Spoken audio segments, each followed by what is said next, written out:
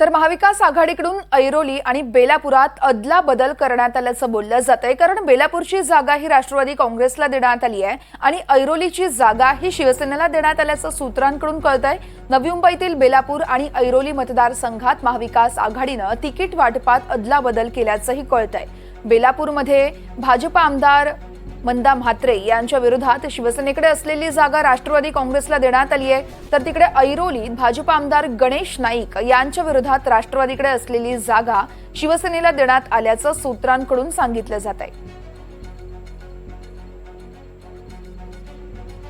पण बघतोय बेलापूर आणि ऐरोलीमध्ये खरं तर महाविकास आघाडीमध्ये अदलाबदली केल्याचं बघायला मिळतंय। बेलापूरची जागा राष्ट्रवादी काँग्रेसला आणि ऐरोलीची जागा शिवसेनेची आहे, ती खरं तर राष्ट्रवादीची आहे ती शिवसेनेला देण्यात आल्याचं कळतंय। मवियाकडून त्यामुळे कुठेतरी नवी मुंबईमध्ये अदलाबदल केल्याचंही बघायला मिळतंय।